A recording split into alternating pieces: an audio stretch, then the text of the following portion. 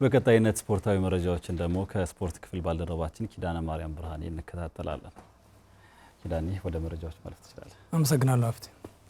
ተመልካቾች እንደምን ዋላችሁ። ከአሚኮ የቀን ስፖርታዊ ዜናዎቻችን ቀጥለው ይቀርባሉ። አብራችሁን ቆዩ።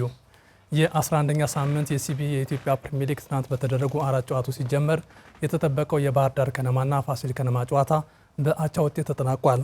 በአዲስ አበባ ስቴዲየም በተደረገውና ሁለቱን የአመራር ክለቦች አገናኘው ጨዋታ ግብ ሳይቆጠርበት ነው የተጠናቀቀው።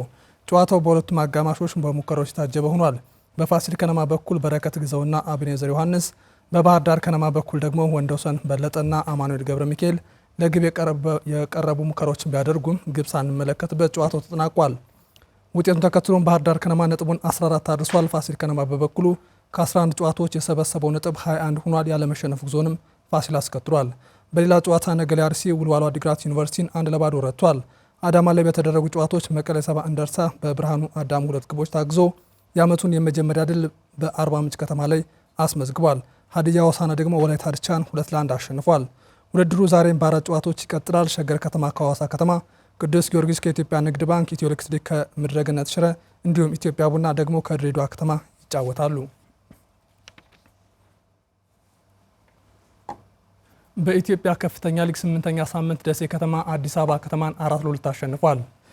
ከተከታታይ ነጥቦች መጣል በኋላ ወደ ድል የተመለሰው ደሴ ከተማ በእሱ ባለሙሉጌታ 3 ግቦችና በፋሲል አስማማው ተጨማሪ 1 ግብ ታግዞ ነው ጨዋታውን ያሸነፈው። ለአዲስ አበባ ከተማ ከሽንፈት ያልዳኑባትን ብቸኛ ግብ ታዲዮስ አዱኛ አስቆጥሯል። ውጤቱ ተከትሎም ደሴ ከተማ ነጥቡን 13 አድርሷል።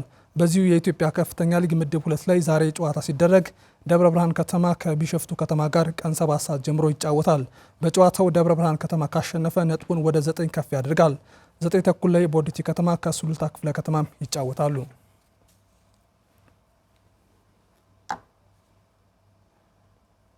በአንጎላ በተከናወነው የታዳጊዎች የኦሎምፒክ ውድድር ኢትዮጵያ ያስመዘገበችው ውጤት ተስፋ ሰጭ መሆኑ የታየበት ነው ተባለ። 4ኛው የወጣቶች ኦሎምፒክ ውድድርን አስመልክቶ የኢትዮጵያ ኦሎምፒክ ኮሚቴ መግለጫ ሰጥቷል። ቴዎድሮስ ኃይለኢየሱስ ተጨማሪውን እንደሚከተለው ያደርሰናል። ደቡብ አፍሪካዊቱ ሀገር አንጎላ ከ54 ሀገራት የተሰባሰቡ ወጣት ኦሎምፒያዶችን አሰባስባ ለ10 ቀናት ያስተናገደችው 4ኛው የአፍሪካ ወጣቶች ኦሎምፒክ ጨዋታዎች ውድድር በ27 ስፖርት አይነቶች ሀገራትን ያፎካከረ ሆኖ አልፏል። ኢትዮጵያም በዚህ ውድድር በ7 አይነት ስፖርቶች ተሳትፋ አበረታች ውጤት አስመዝግባ ተመልሳለች። የውድድር ተሳትፎውን አስመልክቶ መግለጫ የሰጠው የኢትዮጵያ ኦሎምፒክ ኮሚቴ ለዚህ ውድድር ትኩረት ተሰጥቶ ዝግጅት መደረጉም በውድድሩ ውጤታማ እንድንሆን አድርጎናል ብሏል። በውድድሩ ኢትዮጵያ ጥሩ ተመክሮዎች ማግኘቷን የተናገሩት የኢትዮጵያ ኦሎምፒክ ኮሚቴ ፕሬዚዳንት ዶክተር አሸብር ወልደ ጊዮርጊስ ከክልልና ከተማ መስተዳደሮች ጋር በጋራ መስራታችን ይህ ውጤት እንዲመጣም አስችሏል ብለዋል። ህዝባችን ከዚህ በላይ ይገባዋል፣ ሀገራችን ከዚህ በላይ ይገባታል። ስለዚህ ይህ አሁን ምናልባት ህዝቡን መልሶ ለመካስ ምልክት ነው ብዬ አስባለሁ። ቀጣይ ስራዎችን ሰርቶ ከፊት ለፊታችን ላሉት ውድድሮች ለሴኔጋል ለሚደረገው አፍሪካ ለዓለም ወጣቶች እንደዚሁም ደግሞ በዓለም ሎስ አንጀለስ የሚደረጉ ኦሎምፒኮች ላይ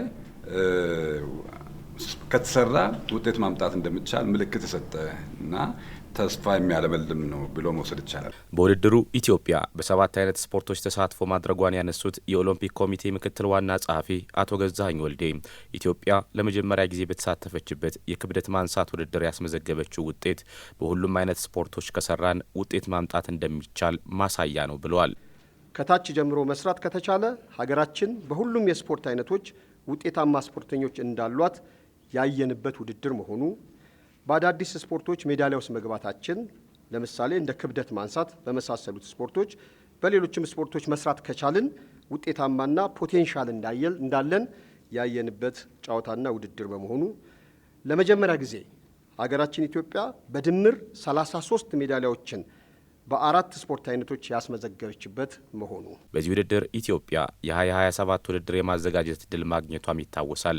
የኢትዮጵያ ኦሎምፒክ ኮሚቴ ፕሬዚዳንት ዶክተር አሸብር ወልደ ጊዮርጊስ ኢትዮጵያ ያገኘችው እድል ትልቅ እድል እንደሆነም አንስተዋል። ለዚህም በቂ ዝግጅት እንደሚያስፈልግና አፍሪካውያን በጣሉብን እምነት ልክ መገኘት አለብንም ብለዋል። ባህል ሚኒስቴር፣ የኢትዮጵያ ኦሎምፒክ ኮሚቴ የጋራ የኛ የሴክተሩ አመራሮች ብንሆንም እነኚህ ሁሉ ባለድርሻ አካላት ከአሁኑኑ ሰፊ ዝግጅት ከአሁኑኑ ማድረግ አለብን። ኢትዮጵያ ትልቅ ሀገር ናት። የ140 ሚሊዮን ህዝብ ሀገር ናት። በምስራቅ አፍሪካ ትልቅ ኢኮኖሚ ያላት ሀገር ናት። በአፍሪካ ትልቅ ከፍ ያለ ስም ያላት ሀገር ናት። ያ የሚጠበቀው ደግሞ ከእነ አንጎላ ከሌላውም የተሻለ ውድድር ነው ኢትዮጵያ ውስጥ የሚጠበቀውና ለዚያ እኛ ደግሞ አፍሪካውያን በጣሉብን እምነት ልክ እና ከዚያ በላይ ሆነን መዘጋጀትና ሀገራችንን ለድል ለክብር ማብቃት እንዳለብን ነው እኛ ምንረዳ። ኢትዮጵያ በአራተኛው የአፍሪካ ወጣቶች ኦሎምፒክ ጨዋታዎች 8 ወርቅ 9 ብርና 16 ነሐስ በድምሩ በ33 ሜዳሊያዎች ውድድሩን አጠናቃለች። የባህር ዳር ዩኒቨርሲቲ ስፖርት አካዳሚ በታዳጊዎች ላይ እየሰራ ባለው ተግባር ፍሬ እያየ መሆኑን የዩኒቨርሲቲው መምህርና አሰልጣኝ ዶክተር ዳንኤል ጌትነት ተናገሩ። በቀጣይ አካዳሚው በቀጣይ ታዳጊዎች ላይ የሚጠቀምበትን አሰራር ማበጀት እንዳለበትም ተጠቁሟል። መልሰው ጥበቡ ተጨማሪውን እንደሚከተል ያደርሰናል።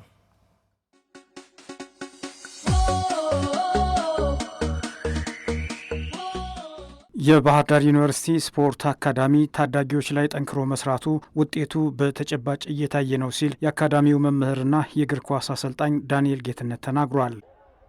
ግሩም ኳስ ዳዊት ካሳ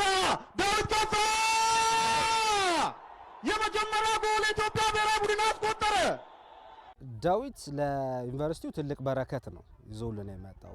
በዳዊት አማካኝነት ዩኒቨርሲቲው ራሱን ፕሮሞት እየተደረገ ነው። ያው ራሱ ስም ቢኖረውም በዳዊት አማካኝነት እየተጠራ ነው። አሰልጣኞቹ እኔም አስካልም እየተጠራች ነው። አካዳሚውም እየተጠራ ነው።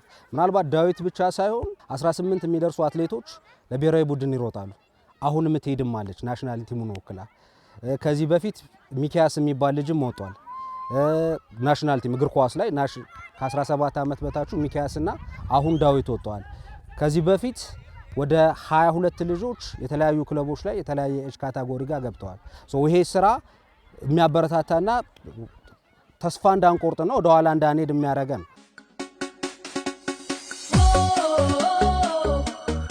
እንደምታዩቸው ወደ 145 ሰልጣኞች አሉ። አሁንም ይሰራሉ፣ ይበተናሉ። ይሰራሉ ከ4 ዓመት በኋላ 17 ዓመት ከሞላቸው በኋላ ይበተናሉ። አሰራርና ደንብ አዘጋጅቶ ከልጆቹ ተጠቃሚ የሆንበት ልጆቹ እስካሉ ድረስ በነፃ የሚሰሩበት። ምክንያቱም አሁን እየከፈሉ ነው የሚሰሩት። በክፍያ የሚሰራ ከሆነ ደግሞ መክፈል የሚችል ልጅ ብቻ ነው የሚመጣው። መክፈል የሚችል ልጅ ብቻ ከሆነ የሚመጣው መክፈል የማይችሉ ልጆችን ፖቴንሻል ያላቸውን ማምጣት አንችልም። የነ ዳዊት ኬዝ ከ400 በላይ ልጆች ነው የነበሩ። በነፃ ነበር መልመላው። ክፍያ ኬዝ አልተነሳም። ከነዛ ሁሉ ከመጡት ነው ዳዊትና የሱ ጓደኞች አሁን ክለብ ጋር የገቡት ናሽናል ቲም መጠራት የጀመሩት።